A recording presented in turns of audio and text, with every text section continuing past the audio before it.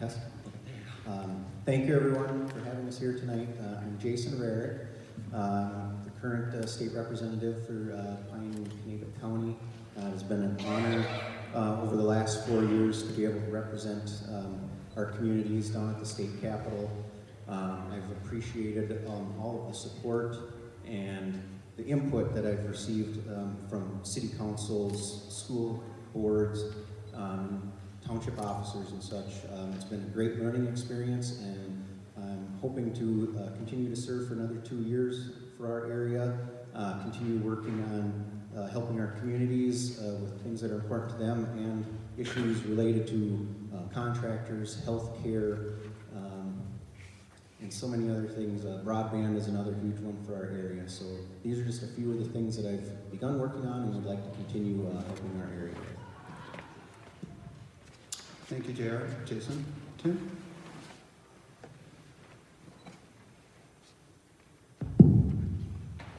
Not taking any chances. Good evening. Welcome to the Candidate Forum. Thank you for coming out. I know you'd much rather be raking leaves or getting that last lawn mowing in for the evening, but instead you're taking time to be here. I appreciate that. My name is Tim Burkhardt, as he said. I've been a Pine County resident for over 40 years. Married for 43 years to my wife, Kathy. We live in Hinckley right now. 2 sons, Andrew and Peter. Andy is a technician in the Health Sciences Department of the University of Michigan. My other son, Peter, is an X-ray tech at Fairview, Wyoming. And I just had my first grandchild in January of this year, so that's an exciting experience for those of you know what it's all about. I retired in January of last year from the 7 County Senior Federation after spending 18 years there as the executive director. Before that, I was 6 years as the editor and opinion columnist and ad salesperson, because you wear multiple hats there, at the Hinckley News. So I've been around the block. I've met lots of people, and I've seen lots of things in Pine County and in Kanabec County too, as well, as you can imagine, having worked over there for almost 20 years. I just thought I'd take this opportunity to just let you know that, as you're aware, this is your chance to size up the candidates, all of them, not just us, to express your opinion, after you get a look at who they are, what they stand for, what their positions are, see if they match up with what you're looking for. I think this year, more than any other election cycle, it's pretty important. These decisions we make are going to have some long-lasting effects for quite some time. Not only in this district, but in the state and nationally as well. So I'm glad that you're here to take part in the process. I'm glad that you're engaged and involved, because this is a pretty critical time, and I think there's a lot of things going on that are not typical, and I think we need to pay attention. I'd like to have your support as a candidate to help get us on a track that I think is maybe more amenable to the values of this district. Thank you, Tim.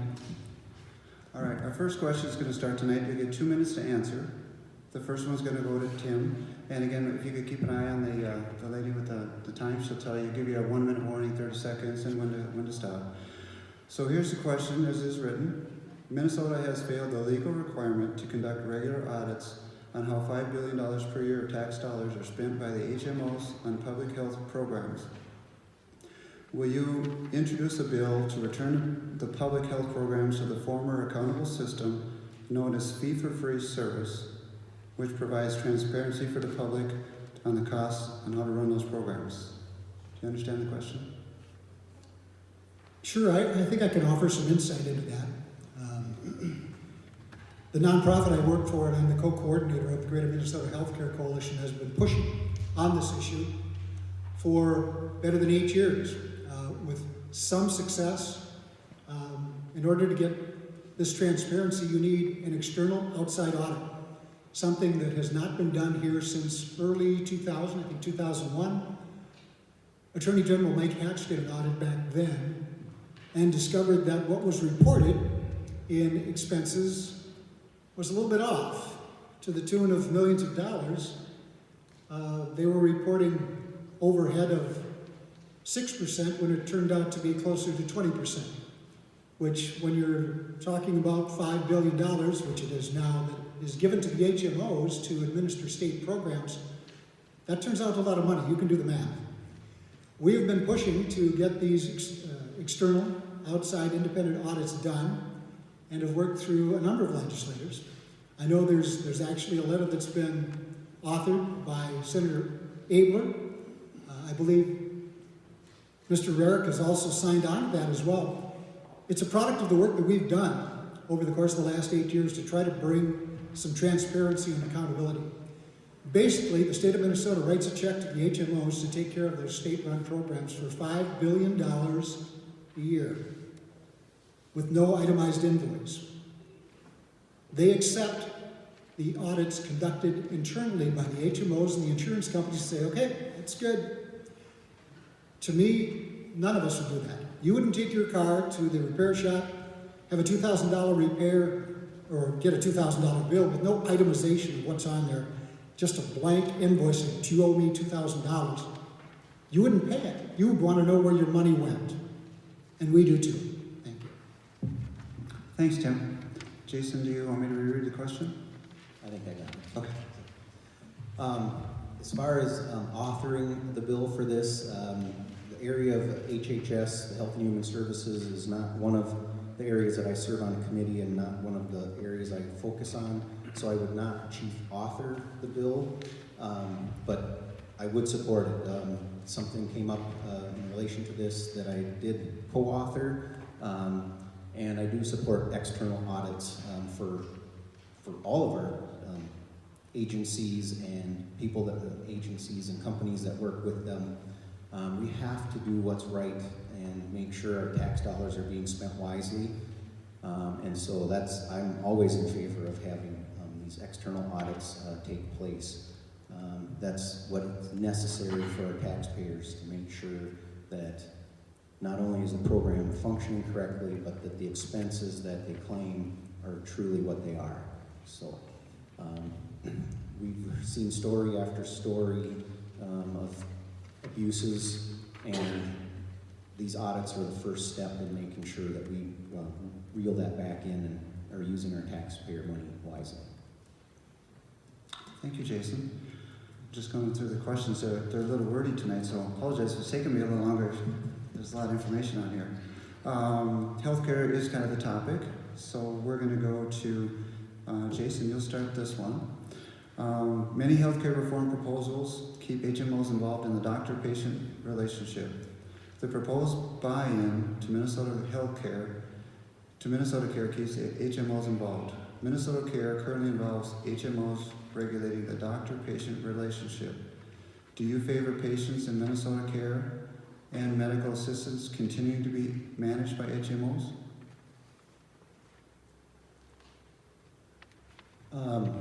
I believe that there's a role for that, but there needs to be more done to allow patients and doctors to work together and do what they feel is right. One of the things that we have been seeing over the years and that I'm afraid that we're heading towards is people who are sitting in offices are making the determination as to who's going to get what care and what is going to be allowed. And I think that's something that we have to try to avoid.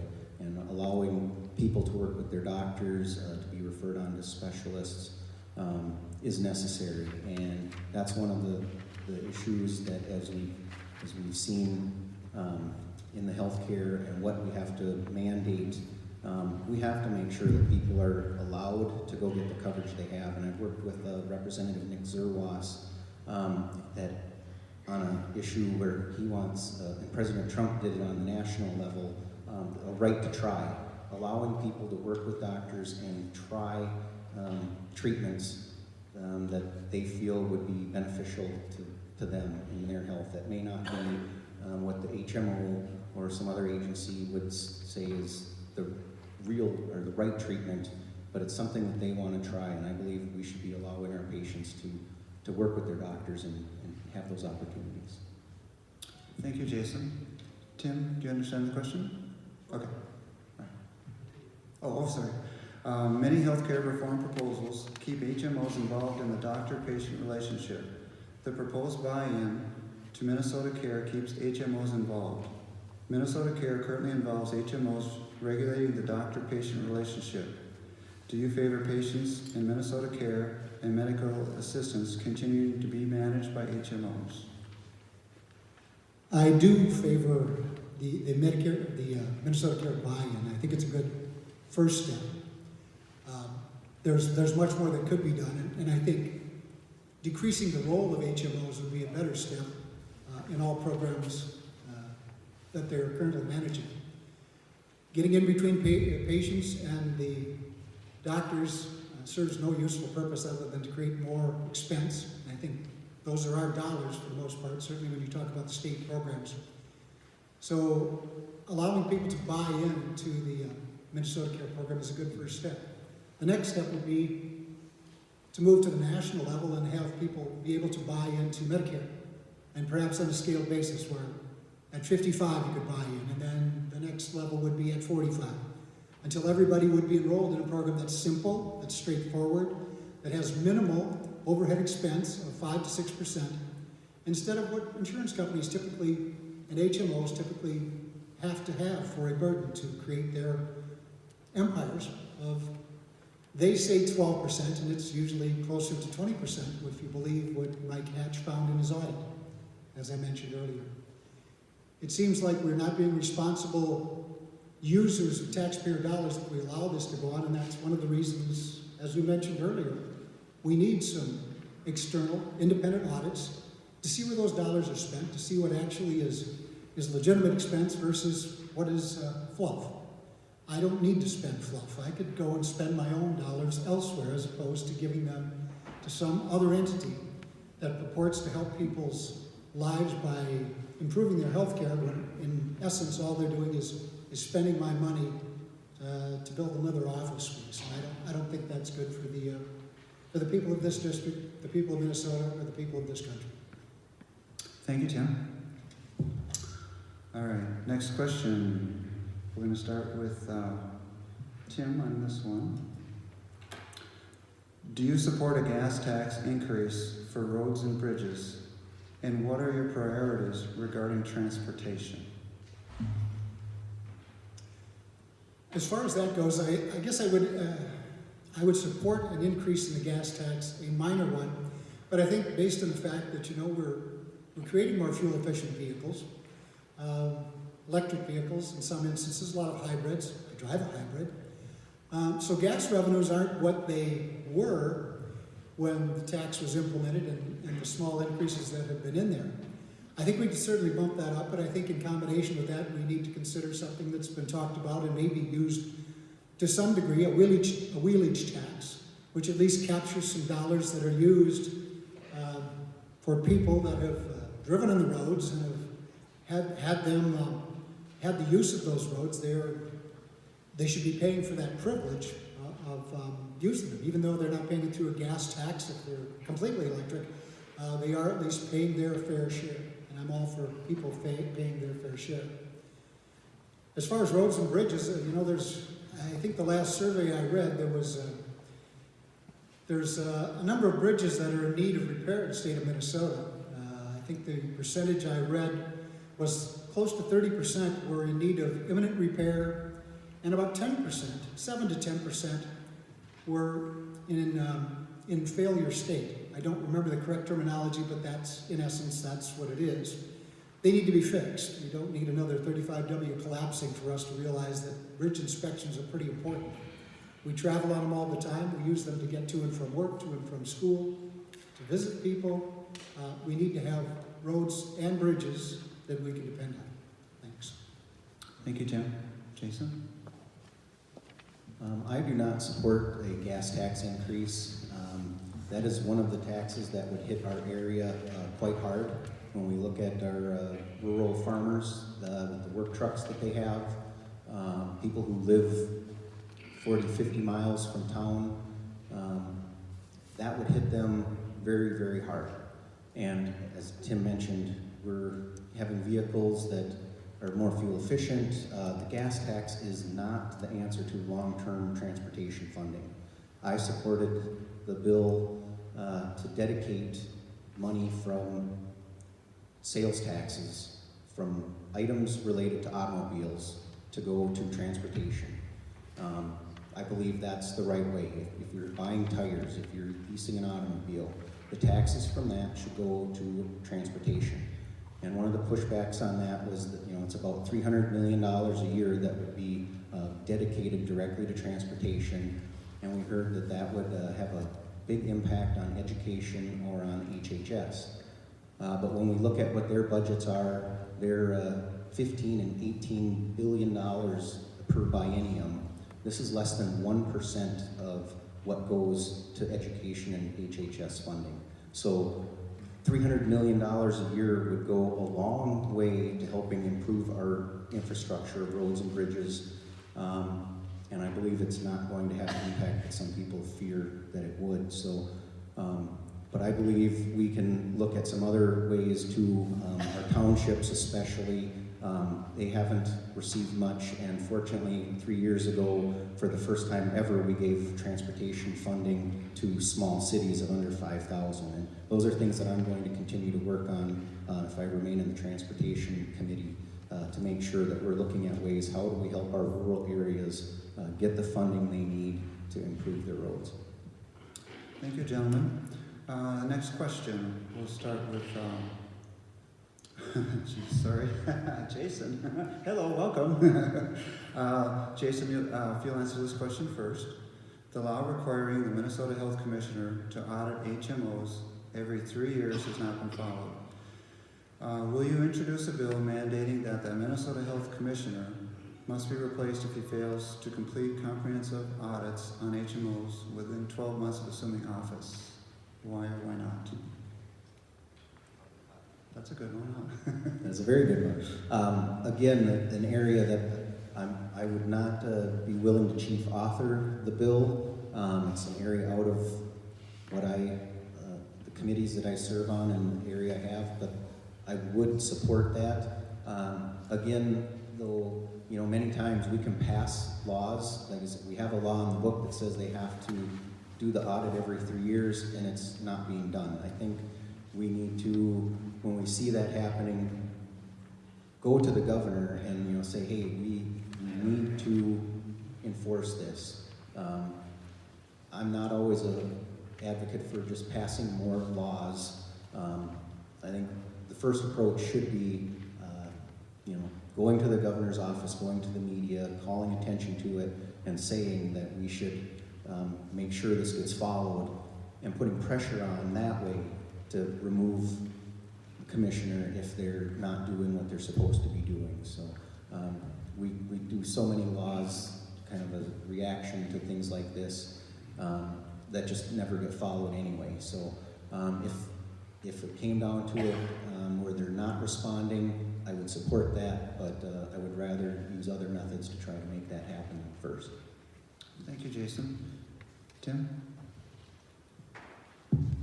Yes. The law requiring the Minnesota Health Commissioner to audit HMOs every 3 years has not been followed. Will you introduce a bill mandating that the Minnesota Health Commissioner must be replaced if he or she fails to complete comprehensive audits on HMOs within 12 months of assuming office? Why or why not? I would. I also would put forward that if I do get elected, I would seek a seat on one of the health committees. Whether or not you end up with that first choice at all is certainly up to those people who pull the strings in St. Paul, but I would seek that because it's one of my passions, obviously. As far as the audits go, we've talked about that a little bit. It's interesting because, there have been laws put on the books.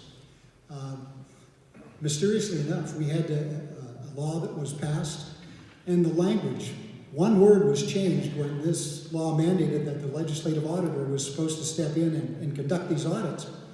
And the word that they changed was shall from may, or from shall as a directive to may. All of a sudden it's a discretionary thing, whether or not the auditor has it in his power to conduct that audit.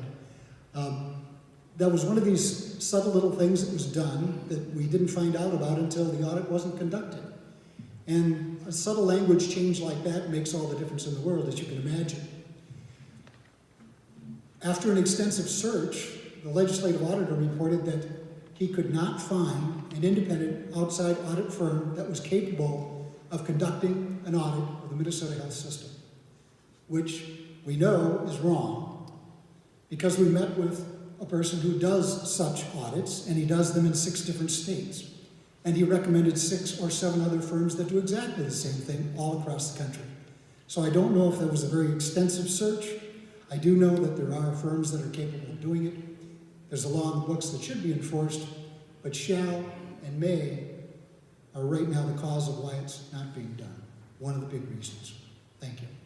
Thanks, Tim. Tim, if you'd answer this next question. What do you propose we do to increase broadband availability in our area? I've had a lot of comments from people, not necessarily in door knocking, but in settings like this where broadband is talked about a lot. It's a pretty critical need. You know, you have to stay current with technology. And if you live in a larger small town, if there is such a thing, you know, Pine City is a larger small town in this area, you probably have access to reasonably good speeds. You go 1 mile outside of town, you probably can't get anything better than the equivalent of dial-up, unless you're willing to pay exorbitant amounts of money. How to get those things going it's expensive, obviously, because cable companies and those people that lay cable, they won't do it if they're not going to make money. I guess you can't blame them. And I know there have been some efforts to help support those efforts around the state, and some of them have achieved some success, I believe, up in northwest Minnesota. There's some really good speeds in a very large area, but it was costly, but it was dollars allocated by the legislature. I would hope that we would continue that because it helps business, it's necessary for schools, it's necessary just for everybody's way of life. We've grown into this technology world and we can't seem to survive without it, so I guess I would do whatever is feasible and not going to break the bank to bring broadband to as many corners of the state of Minnesota as possible. Thank you, Tim. Jason? The broadband issue is one of the most important to our rural areas. One of the things that I've dug into quite deeply. I do support continuing the grant program that we've been doing, probably around $25 million a year. Anywhere from 15 to 25 million is what we've been putting into it per year. I like seeing about the 25 million going to that. But there's so many more things. You know, the one thing, the mistake that's been made prior with funding is that we have not required that if you use state or federal money and when you put in a fiber line, that others would be able to attach into it. We have 3 fiber optic lines that run down Highway 61. The city of Rock Creek has been trying to get access and they have been denied.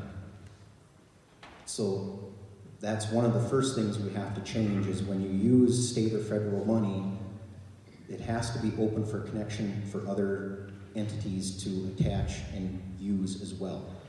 The other thing that we need to look at is technology is ever changing and different methods can be used in different parts of the state.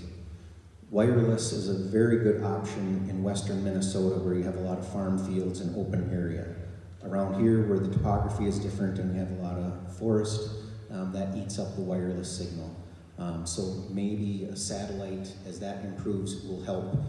But we really, really need to get the fiber in the ground, at least for the backbone, because that has to at least go to the towers if we're doing a wireless from that point. So I'm going to continue to support the grants to go towards putting in fiber.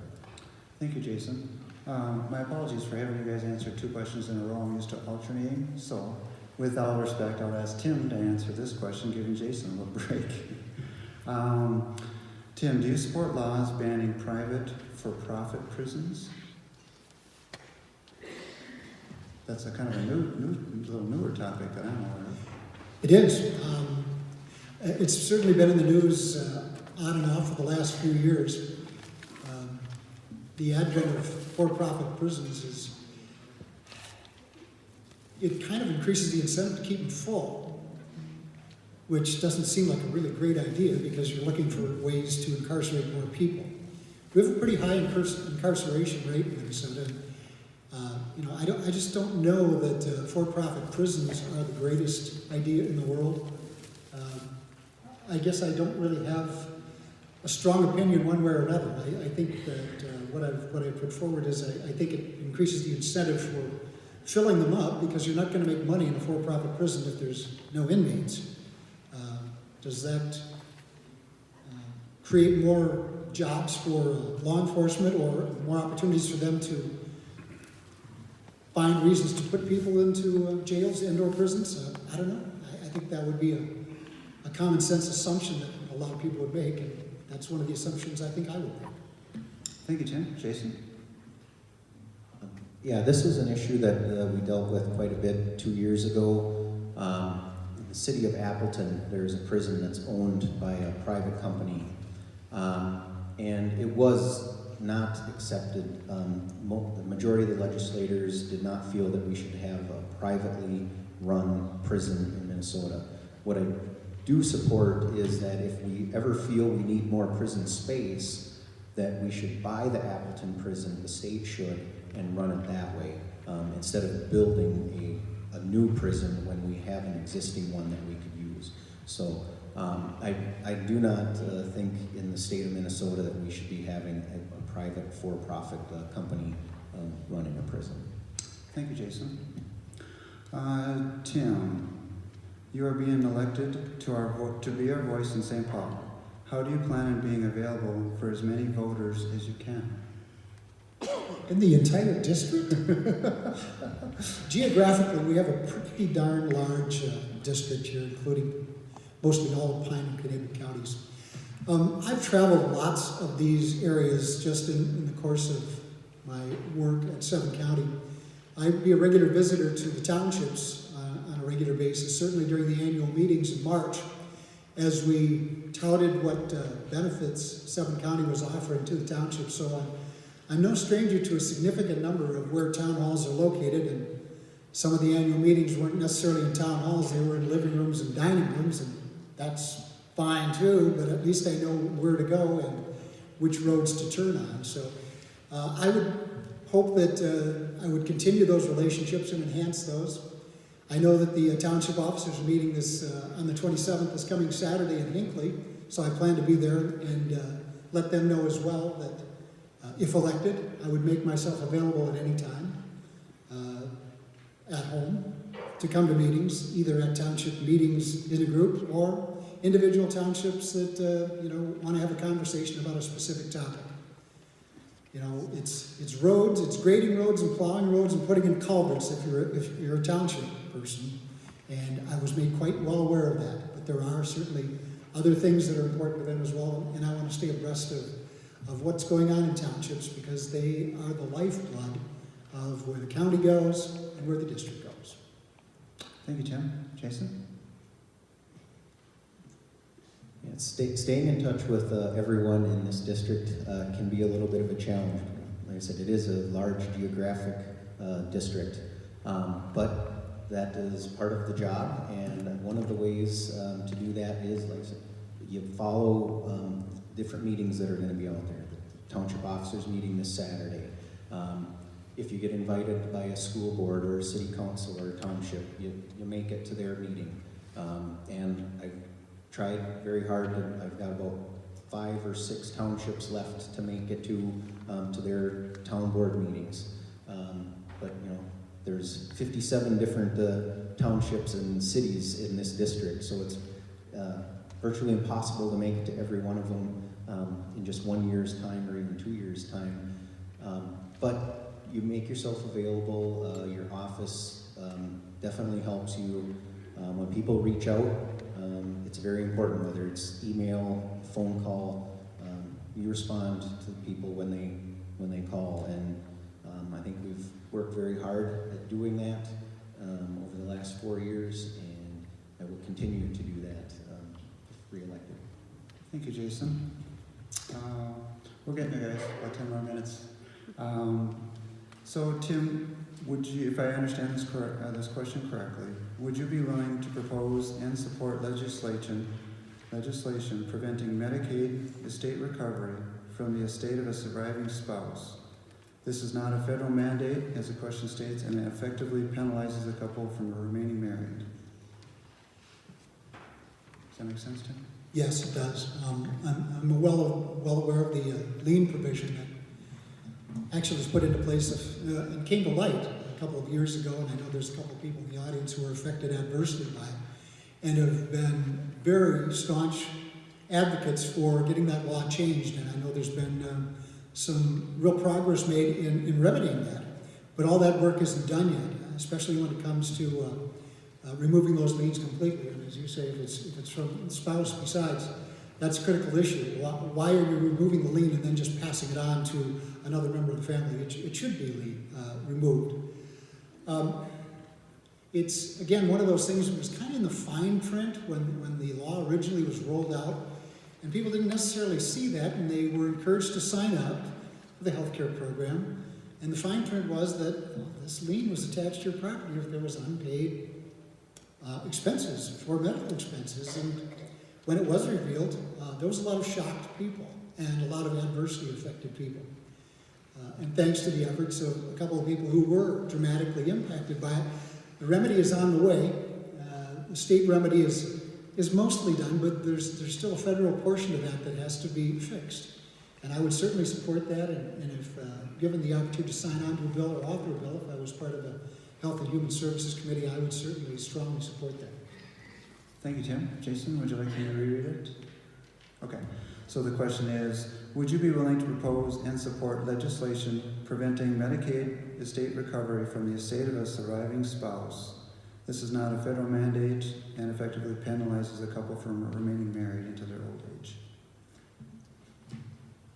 Yes, even though this is outside of, again, one of the committees that I serve on, this is one that I would be willing to chief author. And when we found out about the liens that were put on the estates, I worked very closely with Senator Lori, and I was the chief author of the bill that took that first step in Minnesota to remove those liens from people's properties. It's something that both Senator Lori and I have been in constant contact with Representative Nolan's office, because most of the work that remains is at the federal level. And we have to continue to push for that to make sure that these liens are removed, because it actually, when it was first put out there was no fine print. Sometimes you do say, it's a little small print somewhere in the corner. They look back, it wasn't even there. And the agents that were working with people did not advise anyone. They had no idea this was there. And we were very fortunate. We had people right here in Pine County that caught it and took the lead role, and they really brought me up to speed on what happened and what needed to be done. And that was something, when I saw how it directly affected people around here, I did chief author that, and I would chief author another bill if we saw something that needed to be done in Minnesota. Thank you, Jason. Next question. I'll get through this. Regarding Medicaid estate recovery relief for those placed on Medicaid through the ACA, and as I understand it, the question is, as current Minnesota law is only a temporary barrier against recovery of past Medicaid payment by the state, would you be willing to propose and support legislation to place a statute of limitations on the retention of estate claim records by the Department of Human Services? If you like, I can read it again, because it's quite... Want me to read it again? Okay. So, regarding Medicaid estate recovery, relief for those placed on Medicaid through the ACA, as current Minnesota law is only a temporary barrier against recovery of past Medicaid payment by the state, would you be willing to propose and support legislation to place a statute of limitations on the retention of estate claim records by the Department of Human Services? Is that a fair question? I'm a little confused when I'm asking, so just... That would be something I would have to look into a little bit more to know, do some digging into that to understand the subject area a little bit better. There are many things that come up like this that on the surface sound like, you know, you want to get into it. I guess the question would be, first and foremost, is this something that we could do? Those are some of the legal ramifications Right. that we would have to ask, research, and they would definitely help you get the information and get a bill drafted correctly. But that would be something I'd have to do a lot more research Yeah. on. Sure, fair enough. Tim, do you want to answer the question, or should I raise the next question? I think if you read it again, I think Sure. we'd all get more confused, so. You got it. I'll do my best to at least offer something Okay, that way. fair enough. Because this whole issue should be a moot point, I guess, and that's one of the things I alluded to earlier. We've created such a convoluted system that has these fine little rules, these rules that maybe don't exist, or they're in fine print. Why are we making things so complicated? I think there's a lot of people that have asked the same question. We make healthcare so complicated. There's doctors and there's patients. Well, we've injected HMOs and insurance companies in there. All of a sudden, it's really complicated. I know I read a stat, and it wasn't that long ago. I think it was in 2010. There was a number of jobs that were created in the healthcare industry. And this was when there was really an influx of a lot more HMOs into the system as well that really wanted to get a piece of the action with the advent of the Affordable Care Act. And fully 60% of the jobs created were not in direct health care, they were in administration. People pushing paper around to decide what bills are going to get paid and which ones weren't going to get paid, dealing with the patient and then with the insurance company and then with the doctor, acting as a go-between, earning their money, but to what end?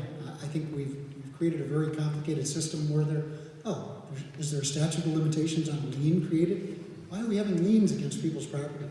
We're the only industrialized world in the country that people lose their homes because they have unpaid medical bills.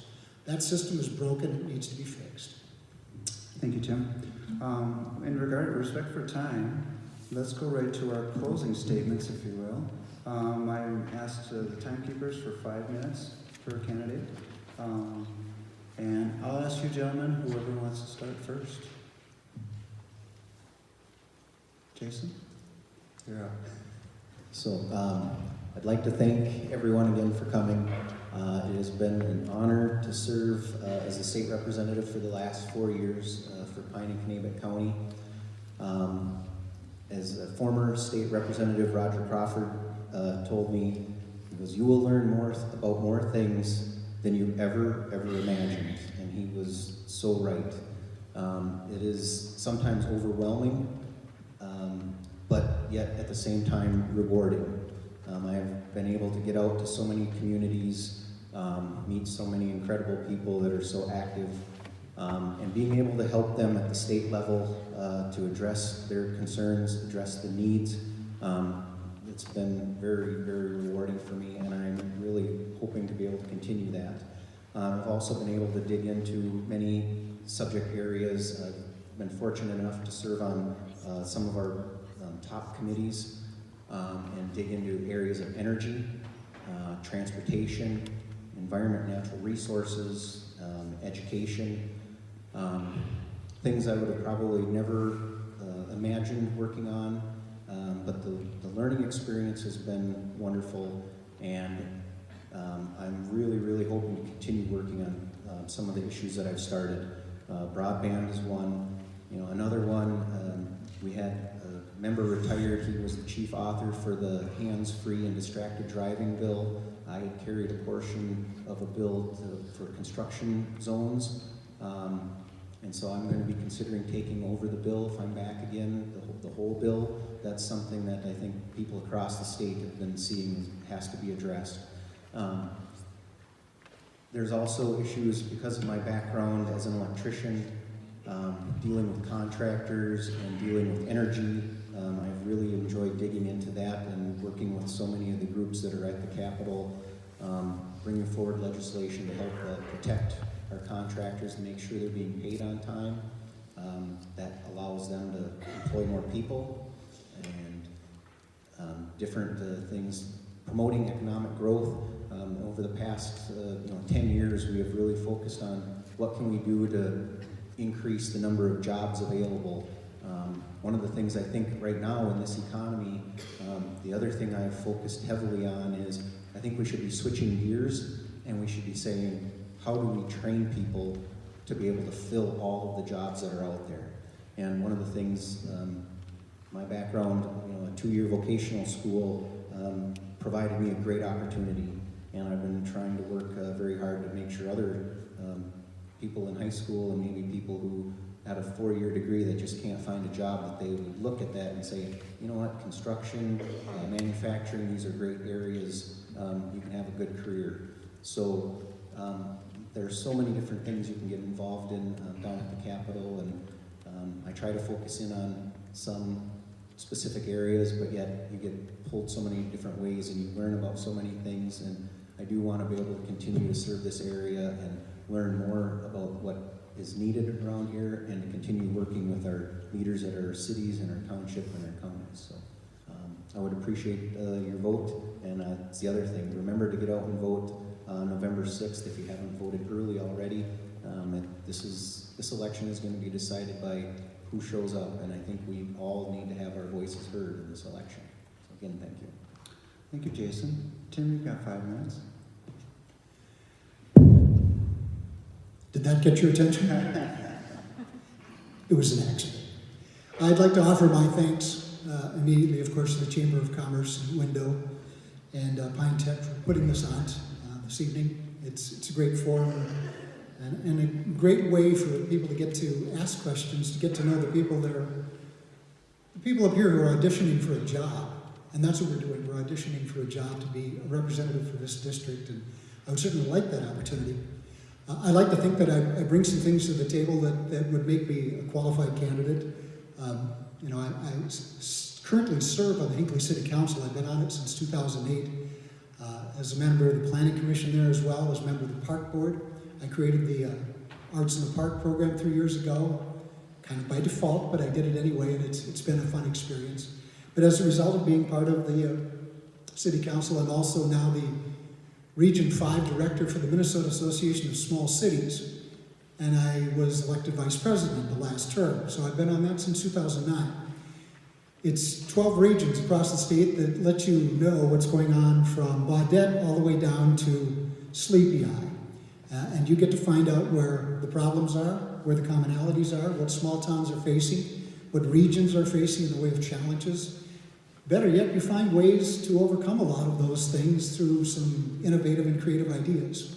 One of the things that I'm most proud of that the Minnesota Association of Small Cities did, and it was alluded to earlier that there was some dollars that came flowing to small cities. Minnesota Association of Small Cities represents cities 5,000 and under, so that's every city in this district. And it was our efforts 4 years ago that got that initial push at the state capitol to get those dollars introduced. It's a small assistance program, small cities assistance program. And I just jotted down the most recent numbers. Ascroft got $6,800, Hinckley got $1,800, Pine City got $18,000 in Hinckley, Pine City got $23,000, Sandstone $22,000. But this is the 3rd year of that process. It's an authorization that has to be done every year. There's no permanent appropriation, so we have to go back hand in hand every year. This should be part of the general fund, a general fund authorization, and I don't know why it's not. If you know about city government, you know that you don't get state aid dollars for cities under 5,000 population. That's why we had to go there. That's why we had to ask for money. It doesn't fix a road completely, but it fills a lot of potholes and cracks, and it really helps fill in gaps in the budget. So I know in Hinckley we really appreciate it. We spent it as fast as we got it, and I'm sure the same is true for every city in this district. I've also had the opportunity to serve on the Lakes and Pines Board. You're exposed to all kinds of different parts of what goes on in people's lives, if you know anything about what Lakes and Pines means to this region. I've also been on the Hinckley Fitness and Community Education Board for 22 years. I've been part of the chain gang for the football team for 24 years. I'm engaged and involved in the communities that I work and live and serve in, and I've learned from those experiences. I think I've benefited. I've increased my understanding of where people are coming from. My tent in my head is actually bigger, I think, as a result these committees I've served on, these boards I've served on. I served on the ECHO Board, East Central Housing Organization, founded 4 years ago. We created a website that's an all-purpose website that will help people find housing. It will help people market their homes. It serves a variety of purposes. You can look it up online. I've also served on a follow-up called the Pine Housing Initiative, which deals with housing strictly in Pine County. There's members from Sandstone, Hinckley, and Pine City in that group. We meet regularly at the courthouse. And we do our best to solve and create housing opportunities within the county in a cooperative effort. And it's been a very rewarding experience for everybody involved. And there's projects that are on the books and ready to go. And lastly, I'd just like to mention that, we're sitting here in Minnesota and it's kind of sheltered existence, but what we see at the national level, I don't know about you, but it kind of disgusts me. And I'm glad that, we've had attack ads and we have attack ads, and I struggle to turn on the TV anymore for local TV to look at what's on there. If there's 10 ads, 8 of them are attack ads. They do nothing to further the discussion. I don't want to know the bad things you know about your opponent. I want you to tell me what you're going to do, and that's what I hope we've done here. Tell you what we want to do, tell you what our experience and qualifications are. We can and we should do better. I believe I can help in that process, and I appreciate your vote. Thank you, Tim. We're going to take probably a 5 to 10 minute